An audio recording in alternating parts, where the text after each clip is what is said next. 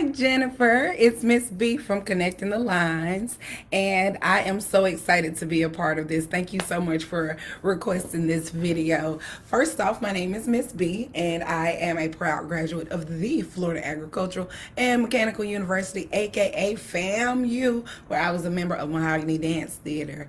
I danced with Mahogany for 4 years, 3 years, while I was in college, and it was one of the best experiences of my life. It really taught me so many things that I did not know that I was going to be doing today.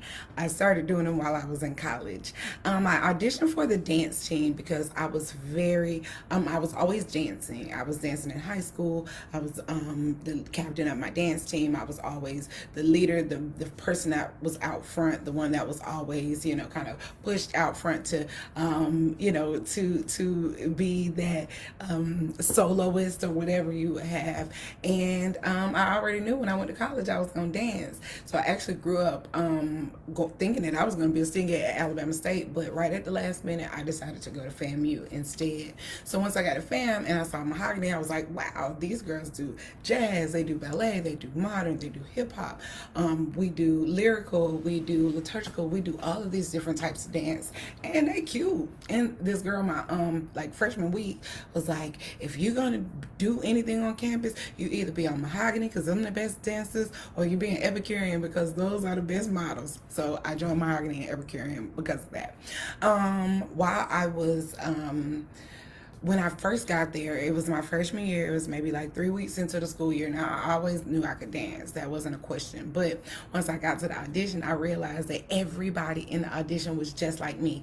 They were the captains. They were the presidents. They were the same girls that I was at my school. They were at their school. So here I am amongst all of these people, and I'm like, I'm gonna work them. But when I get there, I'm like, oh, wait. Step your game up. And that's what I really had to do. And so I went from my freshman year being only in 2 dances, I got cut out of everything except for 2 dances, to, like I say, becoming the vice president of the dance organization. Some of the requirements that were given to us were, we had to maintain our grades. That was first. We had to always look presentable. We had to always, it wouldn't always be like full makeup and full hair, but that's kind of like a HBCU thing anywhere. At least it was at FAM, or still is at FAM. Everybody get fly going to campus for whatever reason. We do it. And so that was just kind of protocol for what we did, but we always maintained that standard of what we looked like. We did have to work out, but we weren't on a super strict regimen, because we worked it in rehearsal. Like the first hour of rehearsal was just straight conditioning, running, sit-ups, squats, all of the things that's gonna make us super fine and super snatched. Okay, so you want to work out because you want to know how to breathe and all these things. You don't want to get winded in the middle of a routine because then you're not gonna be on your leg, and that's whack. We were told that we could do pretty much anything, but just to kind of get our own discretion. And so if you wanted to be on an organization or you wanted to stay on an organization, you knew that there were certain things that you couldn't do, and not just couldn't do it, but you didn't want to do it. So it was like, we could definitely go to parties. We would definitely, be out, like for real. But most of the times we would be at rehearsals on Friday nights. We would be getting ready for whatever it was. So we would be so tired by the time we finished. Ain't nobody trying to go to the club. You got to take a shower and do your hair and all this kind of stuff. And then most of the time when we did go out, I was going out with my dance sisters anyway. So we always made sure that each other was on point with it. Now, if we got white girl wasted, that was in our privacy. That wasn't out around other people, all right? Some of the main obstacles that I had to deal with being an HBCU dancer was maintaining my grades as well as a job. I was a part of other organizations on campus. I was a part of my journalism school. I was a part of my journalism organizations, and I had an internship. I was on the arena football dance team for the city of Tallahassee. So, and I was one of the only black girls. It was me and one other black girl that went to Florida State. So I was the only one with the real sauce.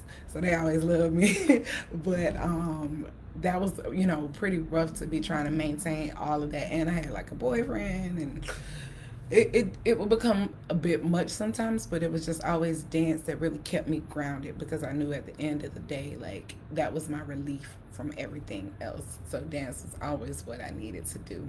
One of my proudest moments, like I said, was being a part of the arena football team. We danced for, the football season, for the city of Tallahassee, the Tallahassee Lions. We also, for Mahogany, we danced at BET Spring Bling. We were invited to several performances and shows and schools, and I really got to travel. That was the first time I went to Miami. Like, it was a lot of places that I got to go because of that, because of dancing. And so dancing can really take you places.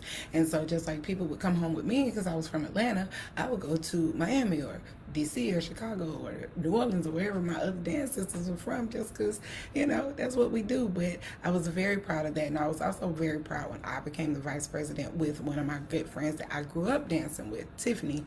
We danced together when we were about 7 or 8 years old, and then we ended up at college together, and then we ended up on the same dance team together. And so when she was like, okay, I'm gonna be president, I was like, well, I'll be your vice president. And we had them girls on pizzoint. Yes. Some weird expectations that our director had for us was to always be on point. And at first I thought it was weird, but then he explained to us that you never know who you're going to see or who you're going to meet. So you always want to be on point. So we were not allowed to get off the bus with our face messed up. We couldn't get off the bus with a bonnet on. He used to say, you better get your ass out that bus with the bonnet on your head. And so we would have to take the bonnets off, put some earrings on, put a little lip on, not a whole face, but even if we was just going to the gas station, you could not get off the bus with your hair tied up at all.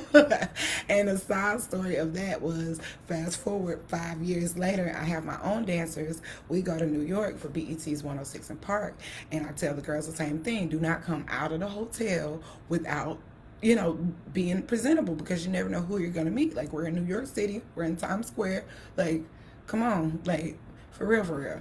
So I told them we had rehearsal one morning. They decided to come down with their pajamas on. No, ma'am, we're not gonna do that. So what I did with them was, I was like, okay, come on, let's go. It was like, where we going? I was like, outside. Yes, outside Times Square. Y'all know where the ball drops for New Year's? I made them practice in the middle of Times Square in pajamas. Like, for real.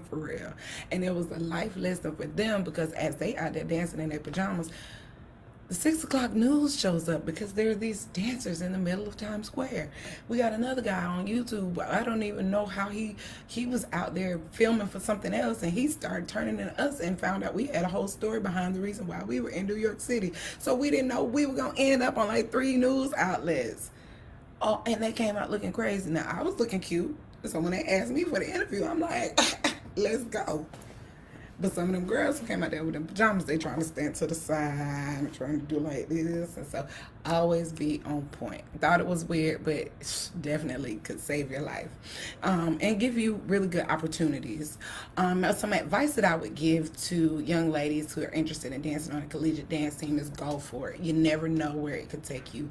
The things that we did in college are things that I do in my real life, from, helping to select costumes and uniforms, to getting flyers made, and to making executive decisions when we are trying to come up with what we're going to do for the next show or the next performance. Like, a lot of things that I didn't think that was going to affect me now, I learned when I was in college. So do it, go for it, be out, and it'll allow you to see the world. It'll allow you to meet people that you probably never would have met. And some of those people that I was shoulder to shoulder with in Mahogany are very successful dancers. I have my own dance competition, and so I always invite my Mahogany sisters on to be judges, to be hosts, and they are like on point for real. They dancing with Beyonce, and I was watching the VMAs the other day, and I'm like, look at such and such on, I ain't gonna say no names, but look at such and such, on the VMAs. Like, it's crazy. So do it do it, do it, do it, do it. Don't be scared because it'll all work out. All right. I look forward to meeting you guys. I would love to come and work with you. So please, Jennifer, let me know and I will come and I'll do a workshop or we can do it virtually or whatever you want to do. Y'all make sure y'all follow me at Miss B Worldwide and thank you so much.